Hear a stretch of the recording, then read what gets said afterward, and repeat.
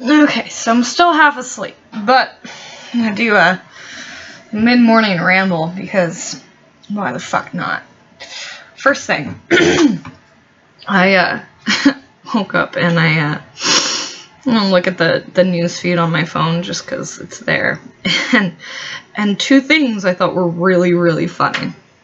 First off, a story from the New York Times, and the title of it is, Trump says he has complete power to pardon. And I'm thinking to myself, what spin are they gonna put on this? They're just like trolling the people who follow them, who don't know anything about US legal code and how the presidency works. Yes, the president has the ability to pardon. No fucking shit. No shit.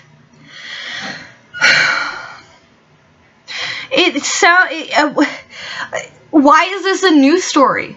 The president says, I have complete power to pardon.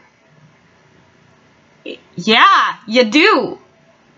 Not a story. Why is this one of my top stories, New York Times? Like, why is this here?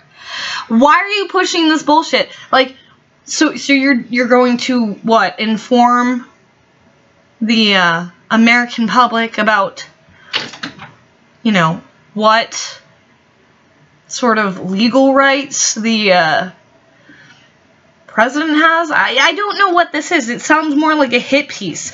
Complete power. They have it in quotations. Some liberals out there are going to get upset because the president has the ability of pardon. Governors can pardon.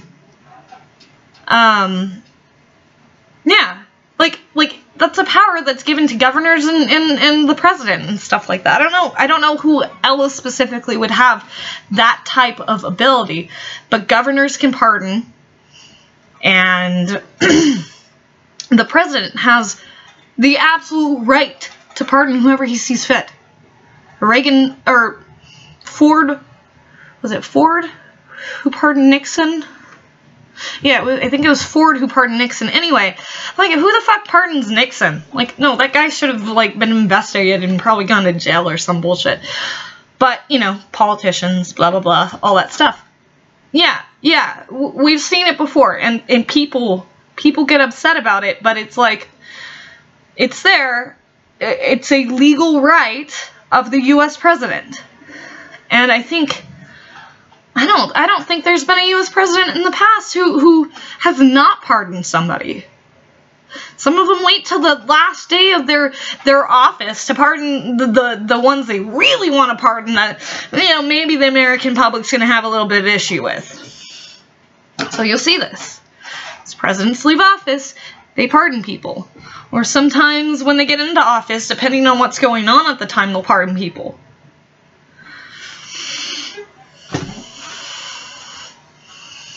Anyway, no, that's the first stupid one. It's not news, so I don't know why it's there. Okay, and then this was the funnier one. This one's from CNN, yeah, fake news, CNN, and it's on trending, and they say, this is the title of the article, because I won't click on it, and it says, the most popular governor in the country is a Republican from Massachusetts. Yes, really. Yeah, yes, really is part of the title. As if it's so astounding that the most popular governor is a Republican. Mind blown. No fucking shit, dude. If you're doing a good job, it doesn't matter what party you're coming from. Like, this is the issue with CNN. They're so bipartisan to the extreme that they can't even fathom the idea of a Republican being a decent governor, let alone the most popular governor in the country. In Massachusetts? Really? On the East Coast, where the liberals have infected everywhere? Oh my God! stupid. It's like, okay, yeah, if he's got a good platform, if he does good things for the state, if people aren't suffering because of the platforms and the laws that have been implemented under his governorship, yeah, he's gonna be fucking popular. If the economy is doing well, he's going to be popular. If people do not feel like they're being trespassed against, he's going to be popular. No fucking shit. Like, CNN is absolutely ridiculous. I mean,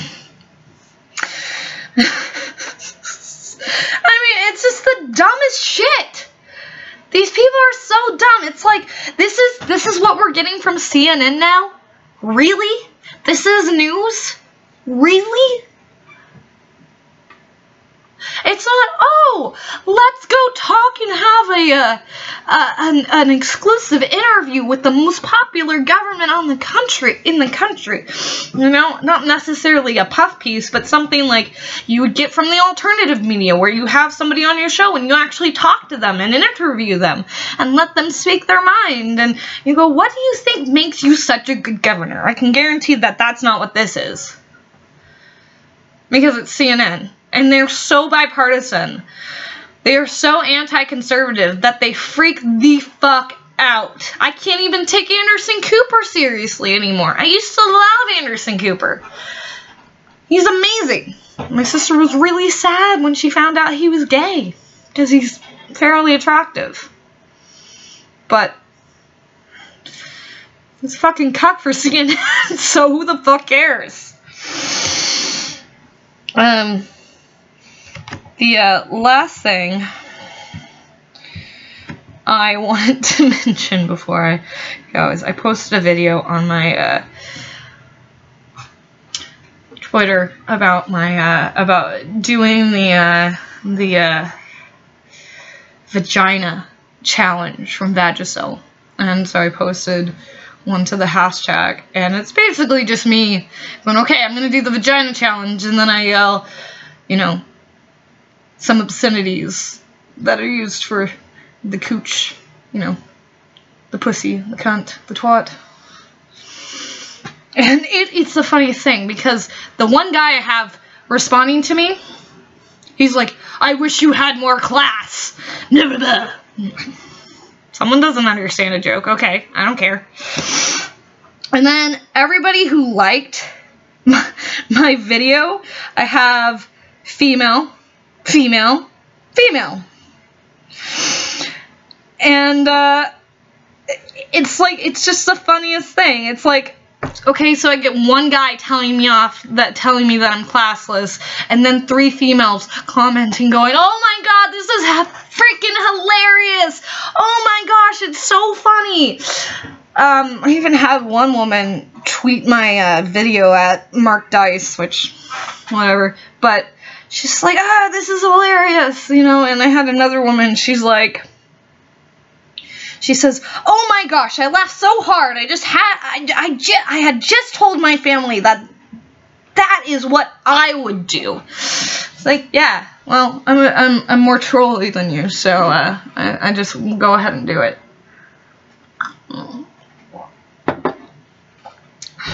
Yeah, that works. It works quite a bit. It's funny. I enjoy it.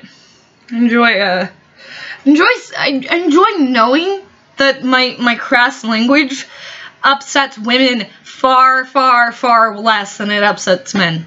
It's really funny to me. Because you associate crass language with, like, guys and you know, masculinity and shit like that. Here I am purposely making a statement about the vagina challenge and Vagisil and how fucking stupid it is to go out in the middle of public and scream vagina. You know, I put it up there literally just to troll the assholes, you know, the ones who actually take it seriously. Here I am. I'm fairly attractive. I know I am. And clearly not a feminist. But even if you were a feminist, why would you buy into the vagina thing? Like, okay, the vagina monologues are being shut down on college campuses. because they're trans exclusionary or some bullshit like that.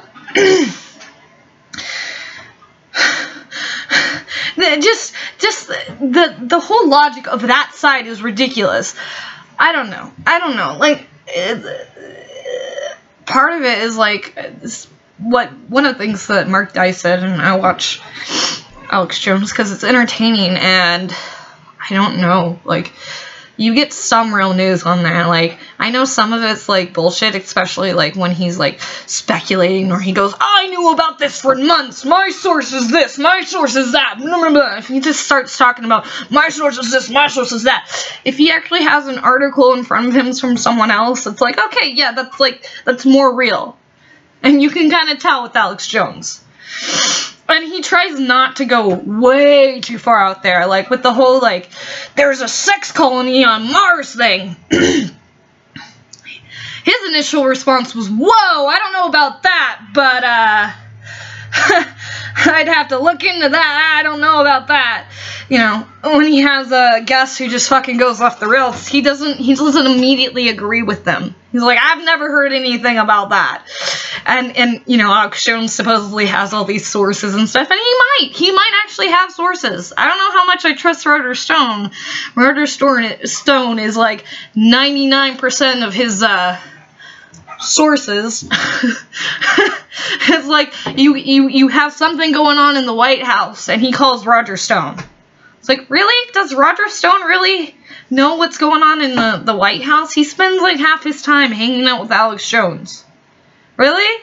I mean, I know that, like, President Trump went on Alex Jones's show because Alex Jones is very, very pro-Trump. I don't know. I like watching Alex Jones mainly for the reason that he's so patriotic, it, like, makes my heart soar. And I don't know, I just like the rhetoric that he uses, you know, like, he's very funny. He's very, like, animated. You know, he'll call, like, the Democrats hobgoblins and bloodsuckers and demons from hell and satanic worshippers who want to eat babies and all these things. And it's just super funny. It's just super funny. And then on the other side of it, he starts, you know, I don't know. The world is all about how you perceive it. And you can look at certain things and you go, okay, well, do I want to view the world in the lens of America's gonna be great again, the economy's getting better, people are more optimistic, the stock market's going up, the coal mines are opening, industry's starting back up. It's all very, very positive. He has a positive message about the country, and I really like that. And it helps me as an individual, especially, like, with my depression and stuff. Like, if I truly believe that the country's getting better, if I truly believe that the president cares, if I truly believe that there's some politician out there fighting corruption in the government, it makes me feel better. You know, and it's all about perspective, and I understand that I'm listening to a biased narrative. But I don't just listen to him. I listen to other people. I was listening to Fox last night. And I just watched something from Alex Jones. And, like, the two start to bleed into each other to me, but it's funny because you'll get something from Alex Jones where he's making fun of Sean Spicer, and he's like, yeah, apparently Sean Spicer hits the bottle every night, blah, blah, blah, this crap, and he's crybaby, and when whatever, Scaramucci, or whatever the hell you pronounce that guy's name, you know, replaced him, essentially. He freaked the fuck out, and that's why he quit. like, he was, like, pissed as hell, apparently. And that's the narrative, you know, Alex Jones is going to, which, you know, you look at the situation, it's like, yeah, he's basically being downgraded. Oh, you're the press secretary, or whatever the fuck he was. Not anymore. And Sean Spicer is probably like, fuck Trump. Fuck him.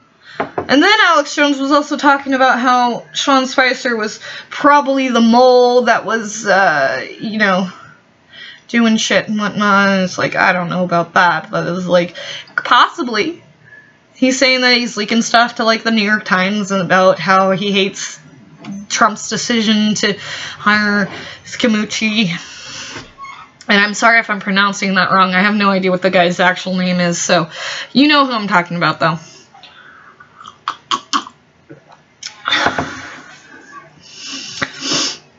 And I guess the last thing I really want to talk about is Donald Trump has to fire Jeff Sessions. Like, there's no choice to this now. Jeff Sessions cannot do his job. As the Attorney General, he needs to be the one who deals with the legal side of shit. And he's recused himself from investigating Mueller. Or whatever the hell it is. You can't recuse yourself from something like that and expect to keep your job. You just can't.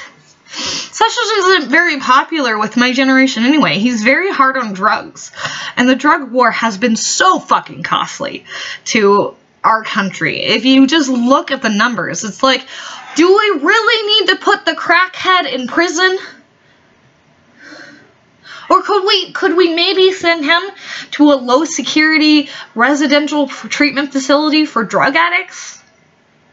I mean, because I'm going to tell you that rehab's going to be about 10 times less expensive, even if they go there like 5 or 6 times to get clean.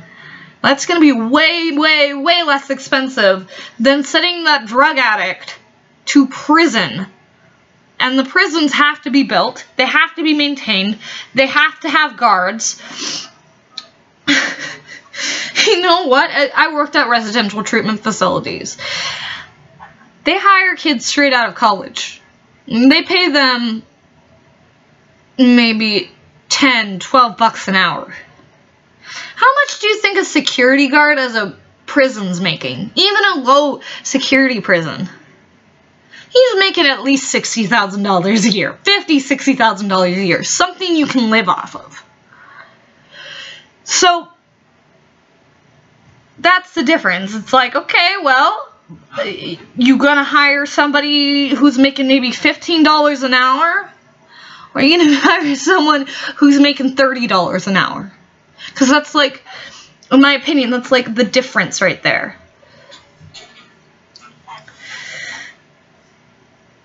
It's way more expensive to run a prison. You have to go through contractors to build a prison. You have to pay so much fucking money for all this shit.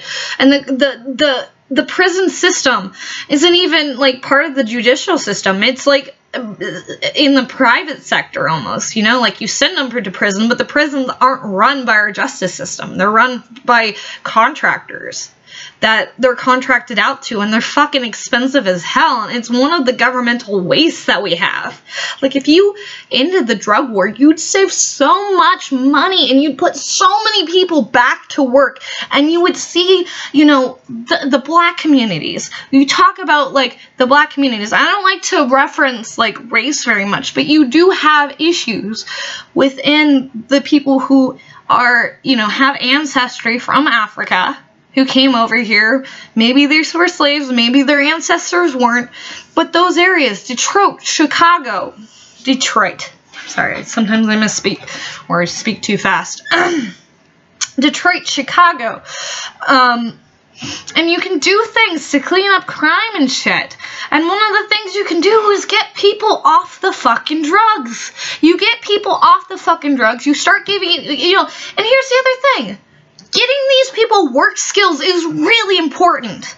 You put them in a rehab, and you have this rehab, and be part of it, doing some sort of work skill to make themselves better, make themselves more attractive to the employer that's going to hire them. Teach them some basic plumbing skills so that they can go become an apprentice to somebody. That's something that a person who maybe doesn't have the highest IQ, but is not particularly low IQ, that's something that somebody could easily learn. You know what I mean? Like, plumbing's not difficult if you know how to do it, if you've been trained in it. But these people have to be trained in some sort of skill first. And that's part of the problem. You see, the fatherlessness in the black community. Well, part of that has to do with the drug war. Part of that is taking the guy who was smoking weed on his weekend, and because he got, you know, randomly tested at work, you know, he lost his job.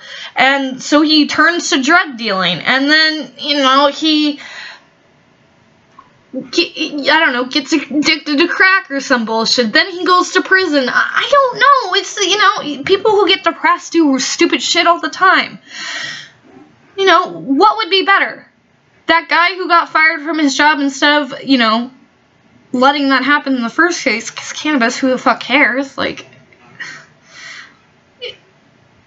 who cares if you're smoking weed on your weekends? Like, who cares?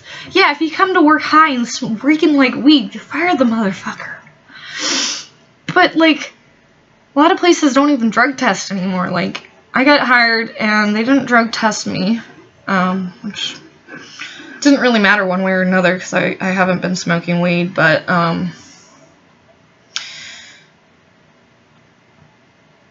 it's like, we have such a drug epidemic in our country. The drug war has not helped. The drug war has made the heroin epidemic explode. And guess who are funding all the terrorists from Afghanistan and those areas? Well, think about it. They're growing massive poppy seed fields. Poppy fields out in Afghanistan. That's where we're getting our black terror heroin. And and there's so many parts of our legal system and our medical system that's allowing this opiate epidemic, this opiate addiction epidemic to occur. It's not the pure access to the drugs necessarily. It's that doctors prescribe these drugs to people for pain. And then they take it because they do have pain, and they get addicted. And then the supply dries up because the doctor's just like, okay, no more prescription. But they're addicted. They start to go through withdrawal symptoms. Opiates are fucking terrible. And then they go looking for somebody else to sell it to them because they can't get it themselves. And there's, you know, a huge black market for these opium, you know, opiate pills, the morphine and the Vicodin and all that fucking bullshit. And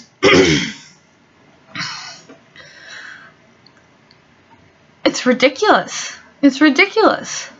The drug war doesn't help. It just makes it worse. Because instead of putting that heroin addicted guy into rehab to try to get him clean so that he can start being a functioning member of society and give him some work skills and job skills and help him find a job, and instead of doing that, you're putting him in prison. You're giving him a criminal record so that he can't go get a job after he's done. He can't do it, because who the fuck wants to hire somebody with a criminal record? Oh, you were in jail for 2 years? Nope, bye. Oh, you served prison time? Bye. Who wants to deal with that? You look at somebody like me. I'm clean cut. I'm from a middle class family.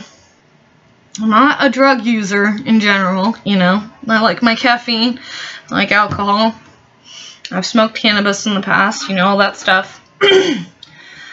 But I'm not a drug user. I don't come to work high. I go to work and I take ibuprofen because my back hurts sometimes when I'm working or my feet hurt or whatever. I sit there, I give it 110%. So you look at me versus some guy who desperately needs the work. He really needs the work. He should have a chance at the work. But because he has a criminal record and I don't, he's not going to get the job. I'm going to get the job. You know, like if we were competing, I look better than he does simply because he has a criminal record.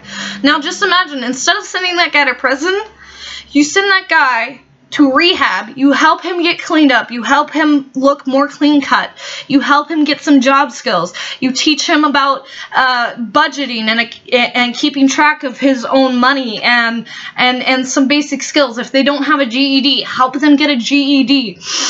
There's many, many things that you could do to help these people succeed in life rather than send them to prison to hamper them. So imagine you take that drug addict, you send him through rehab, he gets clean, he gets some work skills. You put him and me together, we're going to look the same to an employer then. Oh, you have some work skills. What work skills do you have?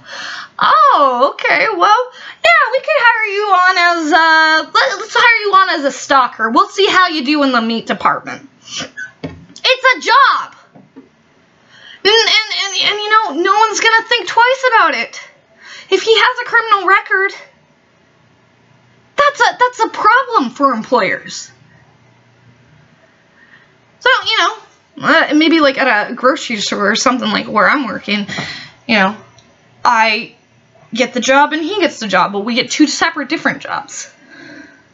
You know, but if we were competing for the same one, you know, at that point you don't know who's gonna get it because maybe we look the same in the eyes of the employer, and that's how it should be. Because in my opinion, if you're just a single person, you're not drug dealing, an addiction is a medical condition. It's something you need medical help with. For instance, withdrawing from heroin and opiates is so incredibly painful. I've watched kids go through opium withdrawals. It sucks. They feel sick. They can't eat. They are in pain. They're tired. They sweat. They just lay there. And they're miserable for days. That's why you have to go to a rehab. Because we lock them away in a place that doesn't have drugs. They can't get out because we have magnet locking doors. And if the kid gets out, I mean, the kid gets out, but the police are going to probably track him down and find him. We actually had a little shit. I think he climbed over a fence or something. Or through a fence, or maybe darted out the door. But he ran off. They didn't make it very far. They got freaked out and you know, are picked up by the police really fast. Like, that's what happens. And just think about that. Okay, magnet locking doors on all the entrances versus metal bars. Man, the beds aren't very comfortable, but you know what? You have a mattress instead of sleeping on whatever they sleep on. I'm sure they have mattresses on the prison. I don't know. You see some of those shows and they're like, alright, you're sleeping on a cold, hard bed. Whatever. I don't know how it all works in there. My point is the infrastructure needed for a rehab that maybe someone's going to go to for 6 weeks. Oh, so much less. You got doors with locks on them. Not entire, you know, bars with, you know, locked cages. And the other thing is, like, okay, you're taking a guy who has a simple addiction. Maybe he got hooked to opiums because his doctor went ahead and prescribed him some medication for back pain. And he gave him opiates. Okay, so the guy gets addicted.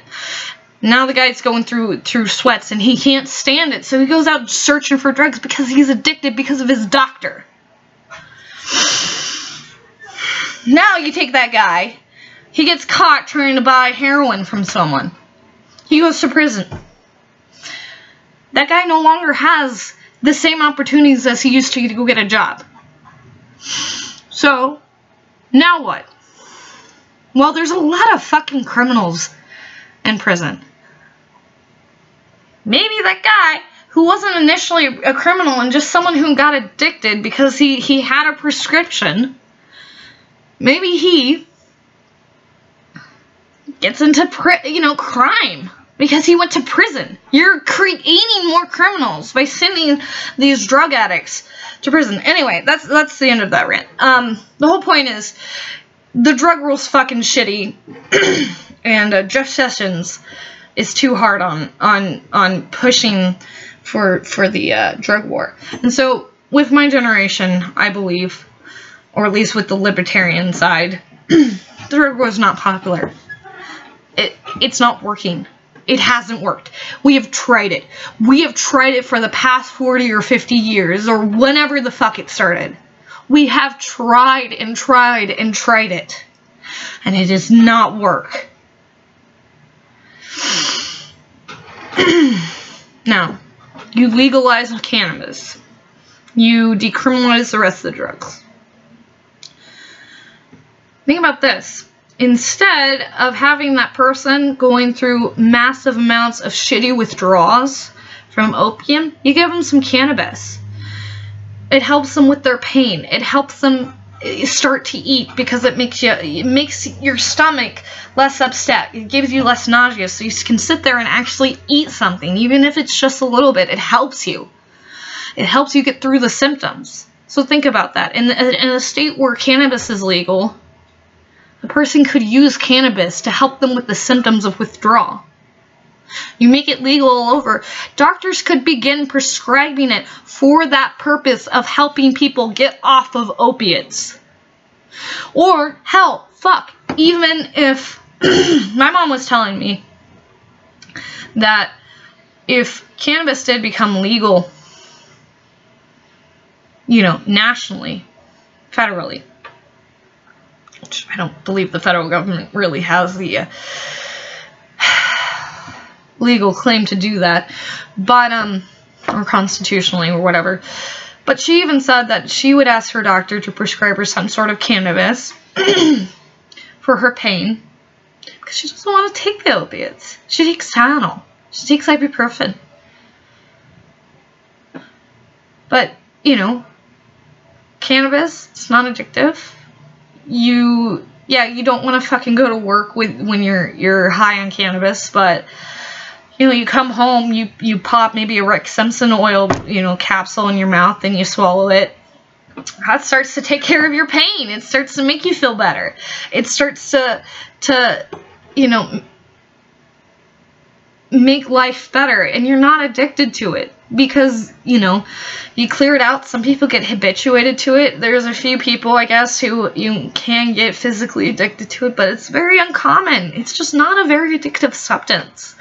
And it's, you know, my experience with it was, it's fucking harmless. And most people who have real experience with it, who've smoked it, you know, time and time again, will tell you it's just a plant.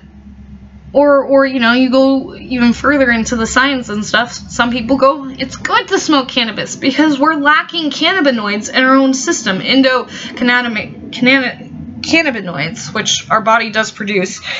And because of the toxins and environmental stuff, where our body has a decreased amount. Most of us are cannabinoid deficient. Endocannabinoid deficient. And so some of the thought process with it is, oh yeah, well, it's good to smoke weed because we're missing these endocannabinoids, so you replace them with the cannabinoids from the cannabis. Mother's breast milk has cannabinoids. When I learned that, I was like, wait, mother's breast milk has this shit in it? You're shitting me, right? And they're trying to say this is bad? Holy fuck.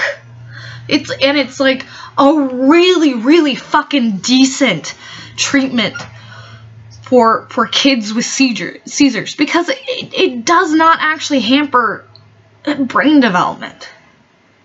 You see these kids who've had seizure after seizure after seizure, that's gonna fuck up your brain development way more than cannabis. You see these parents, and it's so controversial that they're giving these tiny children high doses of cannabis. But the kid goes from having hundreds of seizures a week to having a couple. The family thinks it's a fucking miracle, and it is! It's a medicine! At least in that respect it is. It's still a party drug. It's still a chill drug. It is a drug. But coffee's a drug. Alcohol's a drug. Nicotine's a drug. Nicotine's like way, way, way, way, way more addictive and kills way more people. You see, like, people who smoke pot. A lot of them, some of them are, you know, fat and lazy and whatever. But not all stoners are like that. Think Michael Phelps. He's a swimmer. He's really in shape. He smokes a shit ton of weed. He's like, nom, nom, nom, all the weed. My point is, You can be healthy and smoke weed or consume weed. You can't be healthy and be, you know, smoking on the cigarettes frequently. Most people addicted to cigarettes smoke every day. A lot of them chain smoke. A lot of them smoke several packs a day. Some of them only smoke a pack a day. I'm really, really proud of my mother that she was able to quit smoking finally. But that's the thing. I am 24 years old. My mother was smoking before I was born, right? Before my sister was born. My sister was 30. And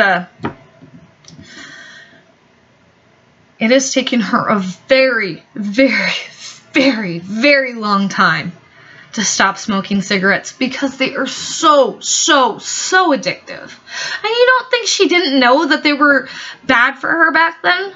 No, she's been trying to stop smoking forever. Just forever, forever. Ever since I can remember, she was trying to stop smoking. You know, maybe when I was real young, you know, go out, smoke, you know, not really trying. But it was on and off. She would really try. She'd stop for a while, and then she'd start to get really depressed again or something, and so she'd pick back up on the smoking. And it was her you know, coping mechanism and stuff. Okay, replace that cigarette with a joint. Not as high risk as the cigarettes for giving you cancer. Not as high risk of fucking up your lungs. Not as high risk of anything like that. Also, you know, someone with a low tolerance, you take like one fucking puff, you're high as hell, and then you're like, oh, things are so pretty, and you just forget about everything else. You know, it's like, oh, I've got anxiety. One puff. Dude. Look at that bird over there. Anxiety goes away. You just start to forget about it. And there's many ways of smoking, you know, cannabis. People are so creative in terms of the cannabis. You know, you've got shatter, you've got oil, you've got vapes, you've got edibles, you've got topicals, you've got bongs and pipes, and so many different ways to consume cannabis. You don't have to smoke it. You know, my mom could come home from shopping or whatever, if it was legal and she had a prescription and stuff, she could come home, you know, take, you know, just a tiny little dab of oil, put it in some yogurt or something, swallow it whole, and she would start to feel better. And she'd start to get, you know, high, and it would deal with her anxiety. She'd forget about fucking everything. She'd be like, I feel great. My back feels awesome. I feel awesome. You know, I don't know about you guys, but when I would smoke weed before, if I smoked just the right amount, I'd get really, really productive. Okay, and I'm going on and on about cannabis because it's so stupid that it's illegal. Anyway, but I just remember very good things about cannabis. Can't smoke anymore because I have a job, but there you go. Cannot smoke. I'm sad. It makes me really sad. But life will go on, even without my cannabis.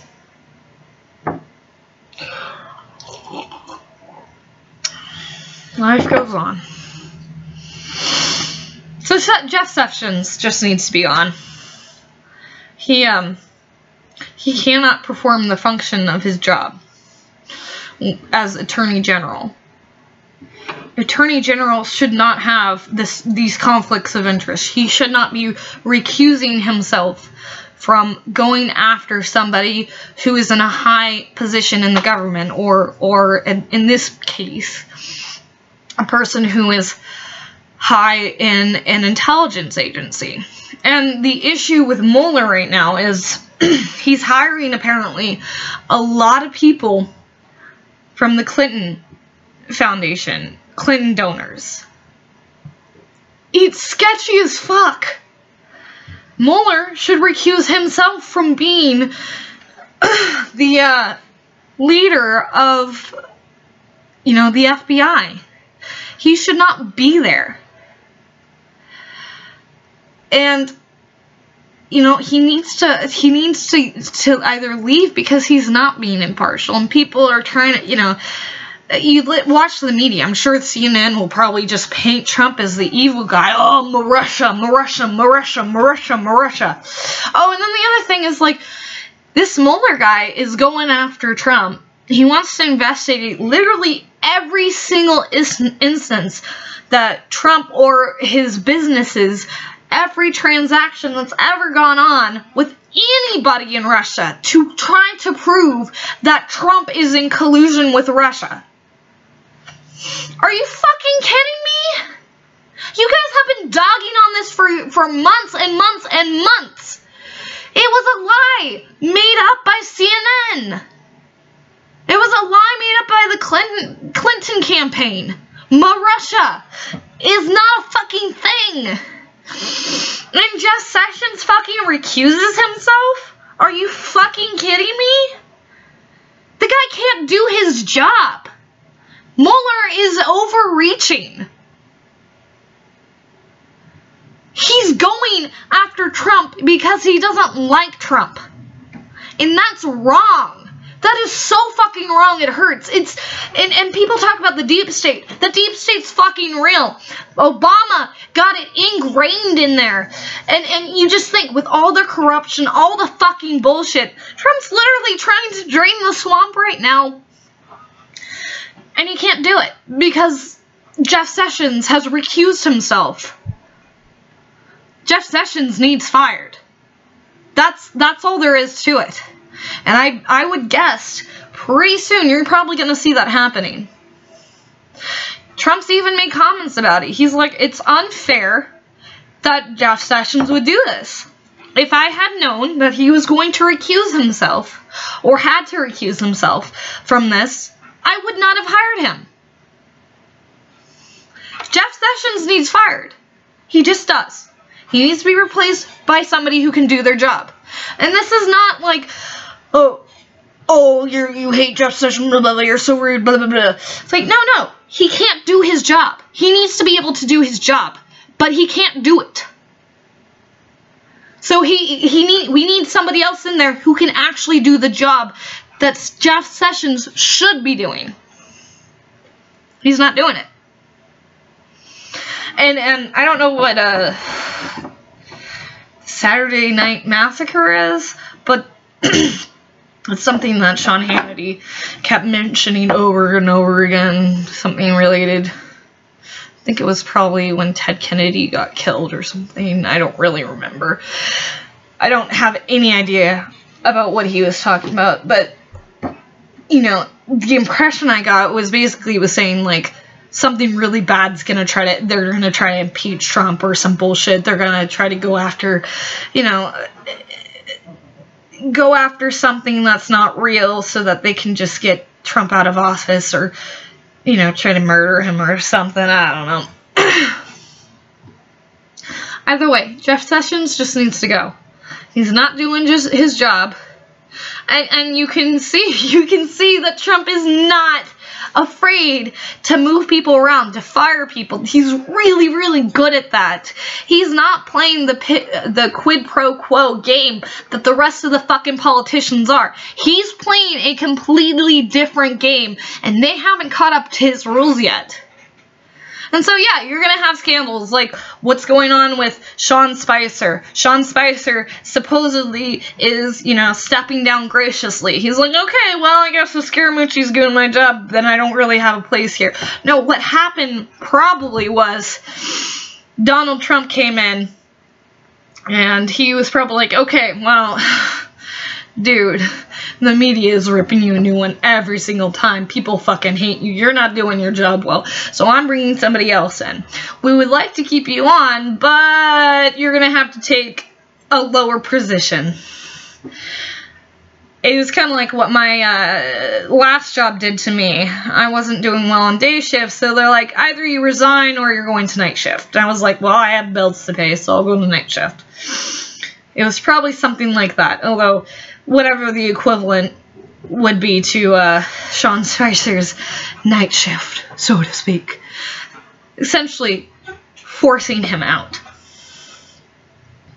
And so he resigned, or was told to resign, or freaked out and did resign, like he said. You know, there's a lot more to it than what the media is going to portray. They're going to portray, especially Fox News is going to portray the most positive side of it.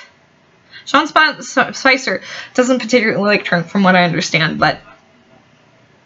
And he just seems like a blubbering idiot in front of the cameras and stuff.